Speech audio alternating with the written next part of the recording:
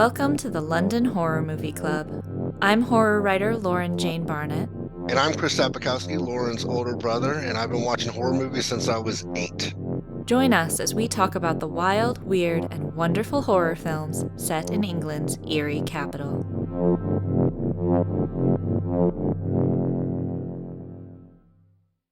Welcome back, listeners. You've been hearing about this one for a while. Chris and I are very excited to have on with us today Dani Thompson. Of course, people here will know her as a scream queen, but she's also been a writer. She's produced several films, even outside of the horror genre, and she's even a musician. So we have so many questions for you. But first, welcome, Dani. Thank you for being on the show with us.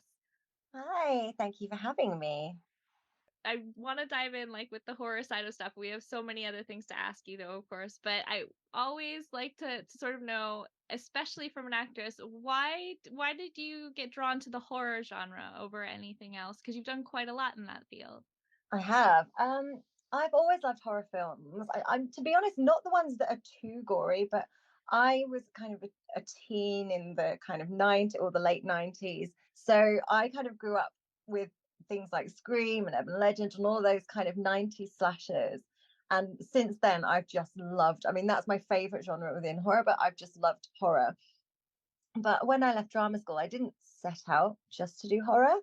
But I did one or two films, and then it just became word of mouth. People would be like, "Oh, I know somebody who's doing a film. Do you want to do that?" And it just kind of spiraled. And I mean, I'm glad it did, and I feel like I found my niche. But that it wasn't necessarily on purpose. But these days, I prefer just to do it, just to stick with horror. It's interesting that you said it Scream. So I was kind of the same age at the same time and remember Scream. And I actually, in kind of watching some of your movies before this interview, watched Pandemonium and Christmas Oh, Sleigh recently. And you I watched can, Christmas Sleigh in what month? I watched Christmas Sleigh Friday night. We Oh, in America we have Tubi, which is like free ah, movies, and it is like for horror movies and indie horror movies and the whole gambit. They have yeah. amazing things on there just for free. Just hit play and you can watch it. Ah, So I just watched this, but I got that like kind of that 90s slasher, like with some yeah. comedic qualities in there, and then just Mhm. and I'll always watch a what am I trying to a seasonal picture horror movie. Like Christmas horror movies are Yeah. great. But I tend to watch them in December. Yeah. I can watch them at any time. You can watch them anytime.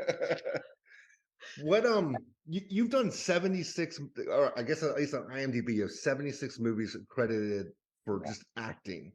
And then Mhm. you've done, producing and writing as well. Do you prefer the acting over producing and writing?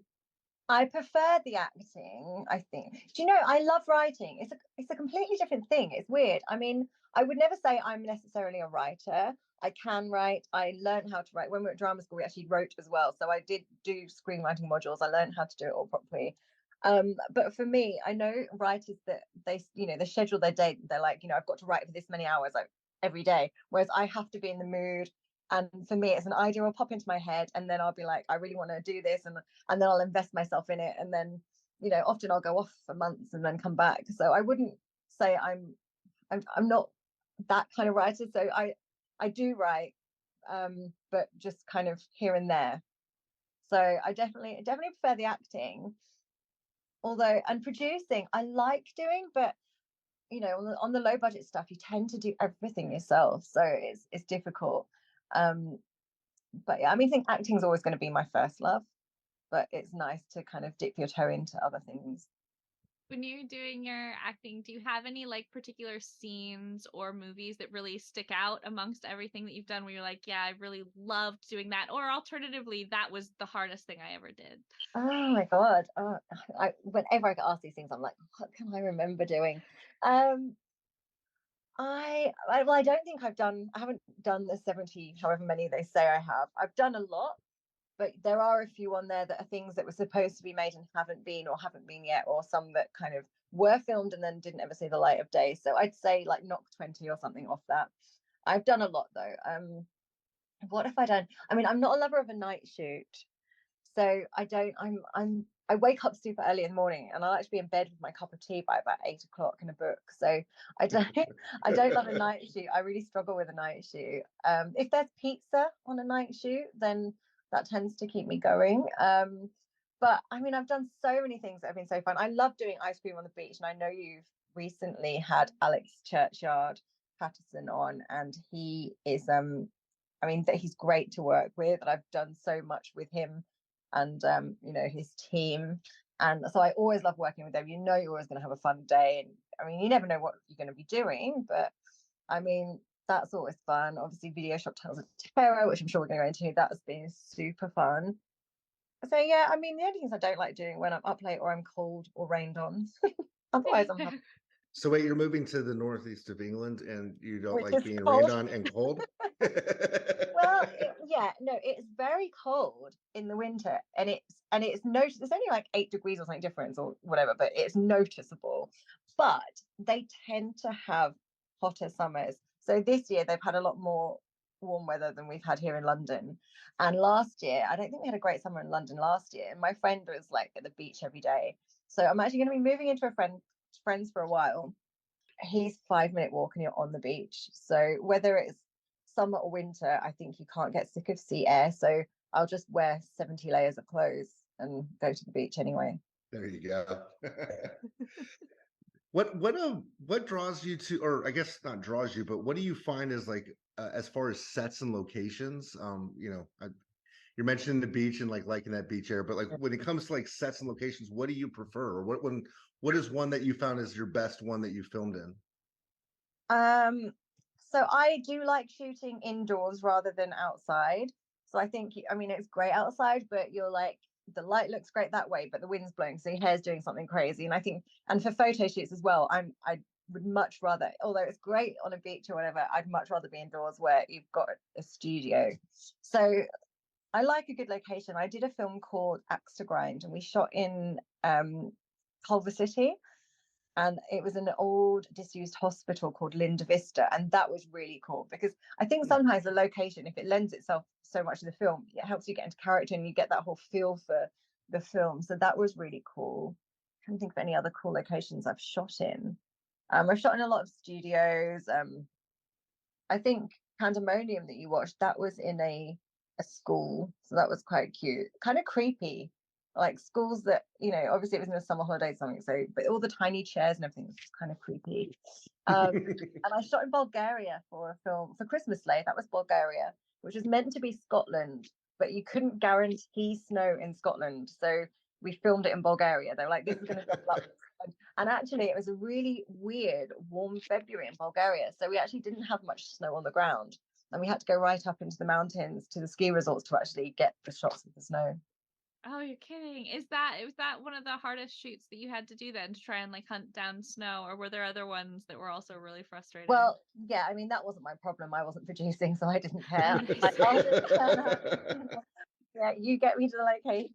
We had a guy with this little minibus, and he'd be zooming around these mountain roads, and I'm, you know, when you look on the side and there's just trees and a drop, and I'm like, oh my god, this is terrifying.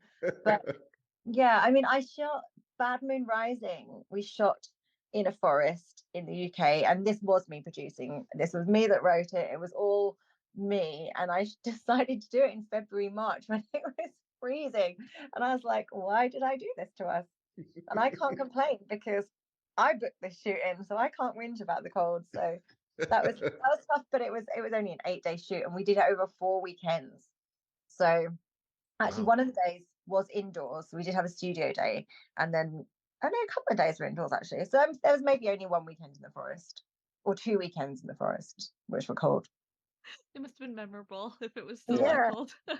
But we still had fun. And you know what? What's more important to me, especially when I'm producing and it's my set, is that everybody enjoys themselves. So obviously, yes, I want to get the footage and I want to get the film made and get it out there. But I want everyone to have a good time, because a lot of the time on the indie films, people are giving their time for free as a favor. And nobody goes into filmmaking because they're forced. It's not like, oh my God, I've got no money, I'm on the breadline, I must go and make a film because that's going to make me money, because most of the time it's not. So it's like, you know, people are doing it. You go into film because you love film, so you should love what you do. So I'd hate to think anyone ever didn't enjoy themselves on one of my sets. And even though that was freezing, I had crew members who, they weren't crew that I'd worked with before. They were crew that the DOP knew, and they were kind of young, just left film school. And they came up to me. They were like, you know, this is the best film set we've been on. We've had so much fun. We've really enjoyed it. It's like such a good vibe. So that for me is like, okay, that's a success, even though it was cold. They didn't complain. Do you find that, like, when you went to, was it ISSA, like London Drama School, right? Am I correct in that? Yes. So it's called the International School of Screen Acting. So that was the abbreviation. Okay. And it's a screen acting school. Obviously, the name just gave that away, but you kind of do everything that you do at a normal drama school. So you do the Shakespeare, you do the voice, and you do the movement and all the methods and everything, but you do everything on camera. So you're very used to camera, because obviously camera and screen and theatre are very different. So yeah, it was a good foundation. Do they have classes for like, I know this is really dumb of me to ask, but I know nothing of this world. So are there classes on how to produce, or is that just a, like, it sounds like it's such a different world. Is that just like Yeah, kind of trial by fire? yeah, for me it was. I mean, of course, there's film schools for that. So rather than, it wouldn't be like an acting school you'd go to for that. It would be more like a film school which teach you how to make films, and there you'd learn, you know, I guess you learn camera, you learn all of the different elements, and then you can go and specialize afterwards. So I mean, there definitely is going to be classes. I won't lie, I just trial and error for me. I'm like, I've got an idea and I'm going to go with it. Somehow I'll make this work, and Yeah. that's how I roll. You mentioned Badron Rising, one of the ones that you produced, and you wrote that as well. I I did. was so curious what the inspiration for that was, because there are a lot of really cool classic horror elements to it. For anyone who hasn't seen it, there's some ghost hunters, there's aspects of like folklore, horror. There's a lot going on. So I was so curious what inspired that script. So this is where I give away things I shouldn't. So I'm going to. It's fine. I was in Bulgaria doing Christmas Sleigh, and there was one of the other actresses I was friends with, and we had a bit of downtime. So we went off wandering, and we had the sound guy actually came with his iPhone. I think iPhones were reasonably new then. He came and filmed us. So we just did a little bit of found footage just to see what we'd get. And we found this derelict school, which we went into, and the floor was caved in one of the rooms. And then one of the rooms had these little bird skulls, which were completely cleaned by, you know, whatever had eaten them or whatever. And then we heard this growl, and we go running off, and we leave the guy for dust. We don't even look back to see, like, you know, what, if he's okay, if he's been eaten by a bear. I don't even know if they have bears there, but that was what our mind said. There's definitely wolves, and I don't think they eat you anyway. But anyway, we ran off, and we get to the end of the road, and this car drives past us, like beeping his horn at us for no reason. We're like, this is so weird. And so basically, I was going to use that found footage, and I was like, what can I write around this set in Bulgaria? What can I write around this film, around this found footage? And then basically, we got to the day before filming. I'd written the film, so I thought we can use that footage, double up Epping Forest as Bulgaria, and my drama school, I'd left, but they let me use their building actually for the scenes. And then the day before, the first day of shooting, the actress basically is just completely unreliable, dropped out. We're not friends anymore, by the way. Dropped out, and well, she didn't drop out. She's like, oh, I can't do that day. Can I do another day? And I was like, well, that's not how this works. So there'd been another girl who I knew who'd actually messaged before saying, is there any roles? And I was like, oh, it's a really small cast, and we're all cast. I messaged her just on the off chance she was free, because the director said to me, I didn't direct this, the director said to me, if you can replace her, because I don't want anybody who's going to be difficult on set, which I was like, no, I'm down with that. Managed to replace her last minute, and I've got to say, I think it was such a good shout. I think the girl that came in did such a good job. Bearing in mind, she just got the script on the night before. She came in, nailed it, made the character exactly how I saw it. So I think it was a happy accident, serendipitous. Oh, that's great. Yeah. But that was the inspiration. It was yeah, to answer the question. What things are you looking forward towards? I mean, I know I think I saw recently that you were just filming Dragon, or just a short for it's Horoscopes too. horoscopes too. So it's a story within there. Do you have something that you're working on kind of Well, Dragon finished yesterday, so Okay. again, in the middle of this house move, I'm like, I've got to shoot a day on a movie, but that's done. And I've just finished last week actually a feature film script, and this is one I started in lockdown. And actually, the friend whose house I'm moving into, I started it when I moved into his in lockdown because I was like, I'm not locking down in London by myself when I can be at the beach every day. So I actually started it there, and then obviously life gets busy. And for ages, I've been like, I must get this script written, and I've just finished that. So I've got it's kind of a third draft, but sort of a first draft. So it's the first draft that I'm really happy with, but it's the kind of third time I've gone into it. And that's, I don't want to say too much. The name is Blood Right. and Glitter, maybe a working title, or that might be what it ends up as. But at the moment, it's Blood and Glitter, it's vampires, and it's got all kinds. It's very British. I think I mean I think it will work in other countries because there's lots of elements of all these different countries, but it's got quite a lot of British kind of bits and bobs going on in it. So I'd like to get that made, but that's one that's going to need a bigger budget. So I've sent it out to a couple of other people. I'm hoping they're going to like and jump on board as producers with me to try and raise that money. But yeah, I'd like to do that. But acting wise, I've got a couple of bits this year. I've had quite a busy year actually. So I've had a few things on this year, but I've got something. I think it's an erotic thriller. I don't have to do anything that erotic in it. But weirdly, that's the second erotic thriller I've done in the space of a couple of months. And the last one, it was also fine. It was a bit of fun. It was Christmas themed. And I'd like to get back to horror. I'd like people to start giving me horror roles again, so I can wear more clothes. I know you just did some Video Shop Tales of Terror 2 stuff this year as well. And Video Shop Tales of Terror we talked with as Alex a bit about, so for any recurring listeners. But how did it feel going back to Video Shop 2, having died in the first one? What's that like as an actress? I think I died a couple of times in the first one. Oh, really? Yeah, this is like an ongoing thing in Alex's films. So Video Shop 1, I ended up in 5 of the 6 segments somehow, and then also the wraparound and the horror hosting. So I filmed I don't know, I think I'm in the wraparound for the second one. The wraparound and the hosting's already been shot. And I'm not in any of the segments as yet. No one's asked me, but maybe they will. We'll see. I bet you will, because there's spoiler for anyone who doesn't know this, there's a doll of Dani out now for going with Video Shop 1 and 2. There is the Dani doll. Yes. That's very cool. I've been asked to produce and direct a piece for, I think, the third one. So not Video Shop 2, but Video Shop 3, which is going to be pick and mix, I believe. And I've already chosen, I think it's going to be, I don't know if it's 5 or 6 pieces they have in them. I can't really remember. I am an executive producer on the first one as well, so I should know this stuff, and I don't. But I think they're going to have 6 different types of horror, and I've chosen slasher. So I got in early. I was like, I want to do the slasher. I have no clue what I'll do, but I'll be involved in 3 too. But you got the genre you wanted though, so that's all that matters. You can work with that. Yes, definitely. So I want to touch, and I know I jump around all the time, and I know Lauren's more in that, knows that world more than I do. But I am interested in the singing career, that profession, because you have your toes dipped in a lot of different areas. But like, is that is singing like a passion of yours? Is that something that you've always wanted to do? Is that something that you just found yourself doing? Like, I mean, as a little kid, I've always been obsessed with Kylie Minogue, and I used to spend, I don't know, hours just with my hairbrush singing into my mirror. My poor parents hearing me singing through the walls.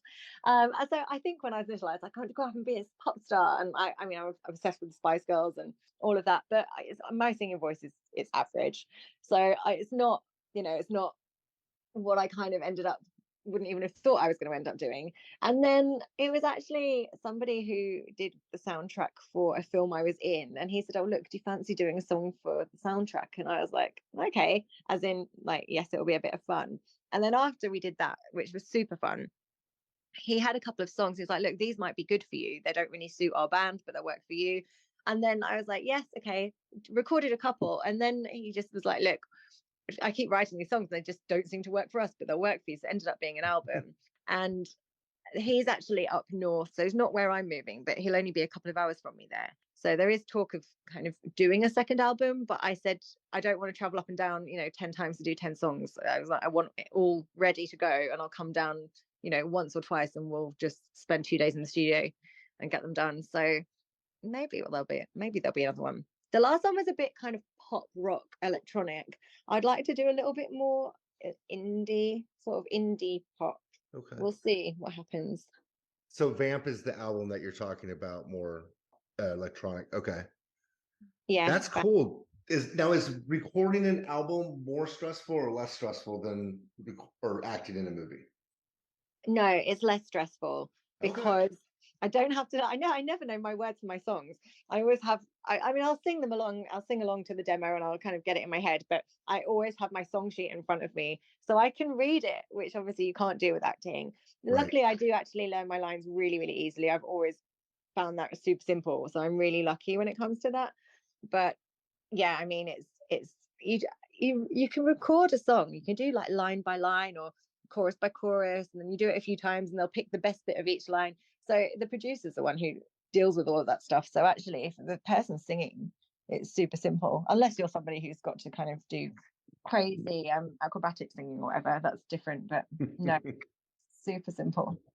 Back on the movie front, if you don't mind me asking, we talked a lot about how much you've been enjoying horror. You've done quite a lot of really classic horror characters. As you know, you've been a werewolf and a vampire, and you've been a zombie. Is there one that you really wish you've had a chance to do? And if not, is there one that was your favorite? I haven't been a witch yet, Ooh. so I'd like to be a witch. I've been the werewolf, but that was kind of a minimal part of werewolf. I've filmed a vampire film, but it actually hasn't seen the light of day. And every year I'm like, is this ever going to happen? And they're like, yes, it will. And there's always an excuse. So I don't know. And the same with the zombie one. I don't think I've been a zombie in anything that's actually been released. So it's funny, for vampire, I was thinking of Tom's one, Pocketbook of Oh, Superstitions. But like you said, it's such a like werewolf. It's such a small part of the. No, I forgot about that one actually. Yeah, so actually I have. Yes, I have been a vampire. And I mean, actually, if you look at it that way, I could have been a witch. I got burnt at the stake as a witch, didn't I? But I think I was innocent in that. So Yeah, I think you were. innocent. Well, I've seen the stills of you with the vampire teeth, so you should definitely get a role and plenty of roles in as a vampire. I got them made for me. Yep. Oh, cool. On the set of Serial Caller, there's a guy called Robbie Drake, and he did the SFX makeup for me on Serial Caller, but he actually specializes in making custom fangs. So basically, he gets these like they're sort of like balls of plasticine. Do you know what that is? Is that universal? Yeah. Puts them on your teeth, and then they harden, pulls them off your teeth, and then he files them with like a drill file thing into fangs. So they literally will only fit your teeth, and you just push them on and pull them off. Super simple. And he made them for me then. And since I've had them, I've done a couple of shoots. Like, I mean, I did a vampire photo shoot at actually the Old Hammer Studios, Bray Studios. We used one of the sound stages just because my photographer knew a guy, and he was like, "Do you want to shoot here?" I'm like, "Yes," even though it's just an empty place. It was really cool. And then photographers see me with these fangs, and they're like, "Do you want to have you got your fangs?" And I'm like, "It's not even me that always wants to wear my fangs in shoots, it's everybody else." So they keep asking me. So they actually do live in my makeup bag, actually in a little Barbie box in my makeup bag, so that they're there if necessary. That's very cool. So you're the first person I've ever spoken to that has an action figure of themselves or like a doll of themselves and their own custom fangs. So I mean, that's pretty good. It's good stuff. So if you were sort of dream everything, what film would you love to be a part of? What kind of film would you really love to do? I mean, I'd love to do like a high budget slasher. So the ones where you've got all the money for the costume and the locations, and would be really cool. Or something. I mean, I love The Craft. I'm a big fan of The Craft, and I'd love to do a witchy film. I'd love to write a witchy film, but I'm like, with witchy films, I think The Craft kind of did everything that it needed to be modern. Whereas like otherwise, it's like you have to go into the past to do a witchy film. I'm like, I can't think of anything in my mind where I can do it where it's like witchy but contemporary. I've got a series I've co-written with a friend that's witchy, but it's not a horror. It's a drama comedy. So that's different. I'd like to do a good witchy horror, but I don't have the idea yet. Do you have if you had all the money to make that slasher film, where would you want to shoot it? Do you have a dream location to shoot something at? Somewhere warm, somewhere sunny. But yeah, somewhere warm. I mean, it would be cool to be in like some kind of jungle or something, like an adventure horror somehow, or like Anaconda. I'd love to go and do like work on those kinds of sets. Like I'm a big fan of like Indiana Jones and things like that as well. So I love that kind of adventure kind of set. So maybe I'd mix something adventure with the horror and shoot somewhere cool, like old temples and ruins, and yeah, That would be cool. We don't have enough horrors in that. We have, every now and then you get one like The Ruins wasn't that long ago. But we don't have enough horrors set in that kind of thing. I like that. I think it's budget. I think it's a lot of the, indie horrors don't have the budget to go and hire something that costs a fortune. So I think a lot of people tend to write around the locations they have. So they're like, right, I know I can use this, so I'm going to write a film set there, which is what I haven't done for the next one. I don't have any of the locations I need for this vampire movie. That's why I think it's going to cost a lot of money, because there's quite a lot of locations, but we'll get there. As somebody who's produced a lot, when you're thinking about locations as a producer, do you always like have then backups for different level of budget, or how do you think about stuff like that when you're running the show? Yeah, I mean, yeah, you have to. I would be like, and when you're writing, sometimes I'll have in mind something I've seen before. So when you're writing it, you have to think of the logistics of like where the character is and where they need to get to, and where's the door and where's this, and you have it in your mind. But obviously that doesn't mean you can shoot there, so you might have to rework it. So with Dragon, I wrote it that we were in an opium den, actually, which they don't obviously exist anymore, but they obviously could have a shisha lounge or something that would kind of double up as. But then it's like hiring one's going to cost more than my entire budget was for the sake of the couple of days shoot. So we worked around it. We actually have a friend who has these kind of sets that are empty and you can decorate them and make them your own. So we actually did that with it. So we made our own opium den, but we didn't have a door because the front of the set's empty. So you've got all the room for the cameras and things. So I was like, right, well, we don't have a door there, so we can't do that. We're just going to have to change that bit. So there's a lot of that just happens on the fly while you're shooting. Like, can't do that, so let's work around it. Just a ton of adapting then, right? You just have to learn how to move on and make the best with what you got. Yes. So as sticking with the horror range and not necessarily movies, but what is your thoughts on, I think when I was doing research and stuff with ghost hunting and stuff like that, are you a fan of ghost hunting? Are you, I guess, a believer in ghosts? How do you feel that? I would love to believe in ghosts. Like I used to love like the ghost hunting shows and stuff years ago, but then I do feel like now there's so many of them and they're all the same. It's like, hey, they're walking around, they're not finding anything, or somebody's done something. So that's how I ended up into the horror. Actually, I presented a ghost hunting show that went with this magazine. They had like a DVD of celebrities ghost hunting, and I could physically see one of the ghost people doing something like tipping a table or throwing a coin or something, because I'd be like trying to catch people out. So I mean, there might be something, I don't know. I'm a bit seeing as believing. So I love the idea of it. Like I love the idea of haunted stuff, and I love Halloween, and I love all that I love the vibe of it, but I've not really had any major ghostly experiences. I'm the same way. I wish I had a reason, but it's waiting for that to happen, isn't it? Yeah, and I actually do find some of the supernatural horror films really frightening, and I think it's the suspense, and so even though I don't necessarily believe in it, film-wise, I can actually find them quite scary. So things like the Autopsy of Jane Doe. Oh yeah, I thought that was really very good. It was a great film, and the first Conjuring as well, I thought was very good. Yeah, the first Conjuring was very good. It sparked 50 other movies, right? Yeah.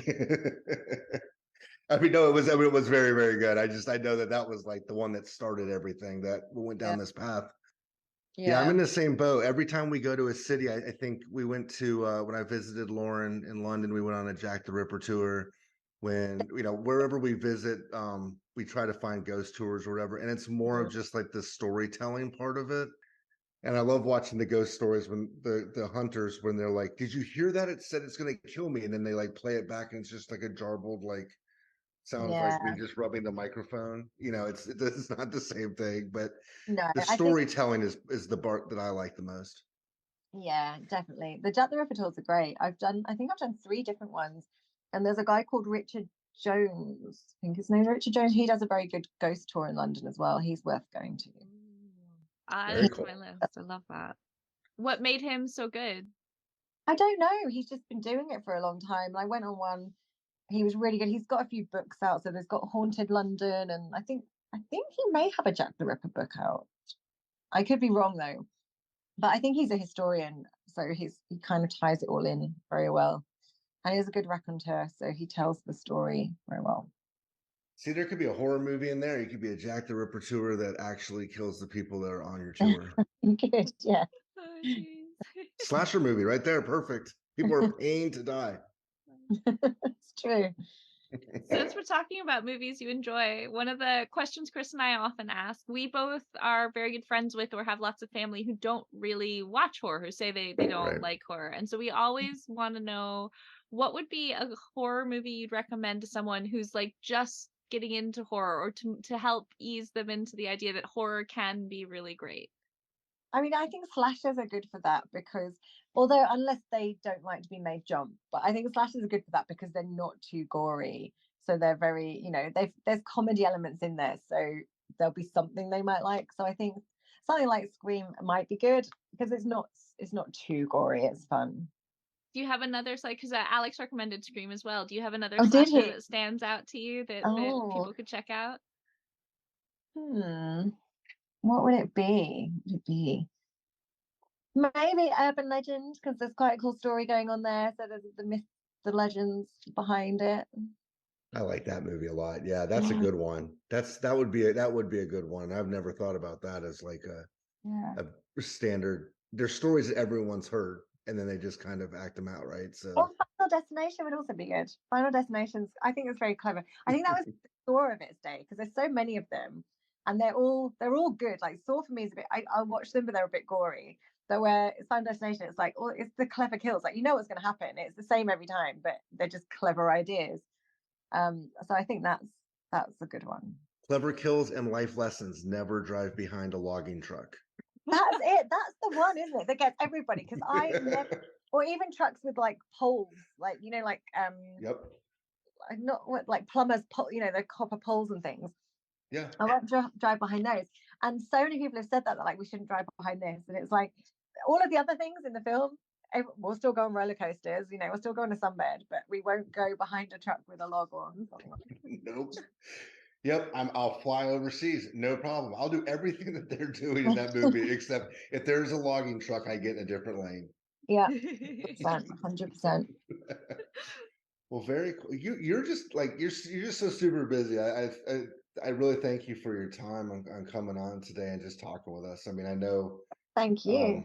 you do. You probably talk to so many people, and you like you said you just finished shooting Dragon yesterday, and you're in the middle of a move, and That's okay. This gave me a break actually. My friend's now lugging boxes without me. So I'm like, I'm just sat on my stool in my wardrobe, looking at the things that I'm keeping here for now, hoping they fit in my car when I do move.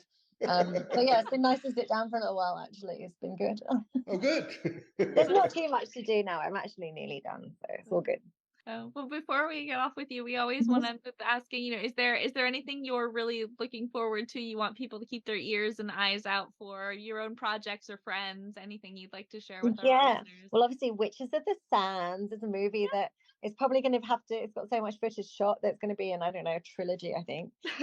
Although I keep being told it's only going to be 90 minutes, we'll see.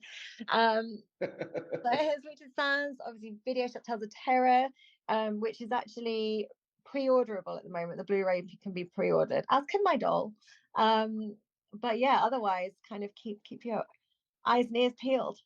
Yeah, absolutely. And we'll also make sure people to put up the information for horoscopes too, so that you can check out a Yes, little bit about what's going on with Dani's thank you. dragon. Well, Yep. we're hoping that will premiere at Horror on Sea in January. If Great. everybody submits their piece on time and it's all ready for submission, we're hoping, and it obviously has to get accepted, but we're hopeful. So maybe January in Southend-on-Sea. And that for anybody who is in Britain, the Horror on Sea Festival is always amazing. It's really one Yes. of the best ones in England. Mhm. Definitely. How you've been there for quite a few years, haven't you, Dani? Yeah, I think I've had films in, I don't know whether it was 10 years last year. I think I've had films in 8 or 9 of the 10 years. So last year it was pretty, I had 6 in last year. It was pretty epic. Holy Wow. cow. That's great. Do you remember which 6 out of curiosity? I can pop them up on the YouTube video for our I mean, listeners. I've done so much Prosecco, I don't even remember being there, but I was. No, I think it was Video Shop Tells Terror. I've got a list up here from last year. Dani, it was 6. There was Horoscopes, Video Shop Tales of Terror. Obviously, listeners, you know those ones. Power Tool Cheerleaders versus the Boy Band of the Screeching Dead, which I can definitely recommend. It's quite fun. Eating Miss Campbell, Demons at Dawn, and Manicious. So that's the list. We'll pop them up. Well, thank you again so much for your Yes, time. thank It's you. been really awesome to have somebody who's in front of the camera as our very first actress interview, and a great one to have because anybody who knows indie British horror will have seen Dani Thompson. So it's great for us. Thank you for coming on. Yeah, Thank you. you. Of course, if you're a regular listener, you know that we have a movie of the month that's coming up. It's called F, or The Expelled. It'll be out on the 28th of August. And of course, our next interview next month in September, we have a special effects artist, J-Lo. It's going to be a lot more gory than this one. We've got quite a lot of visuals. So if you usually listen to us on Spotify, think about joining us on our YouTube channel for that one. It should be well worth a watch. Thank you all so much again for listening, and Dani for being a part of our show.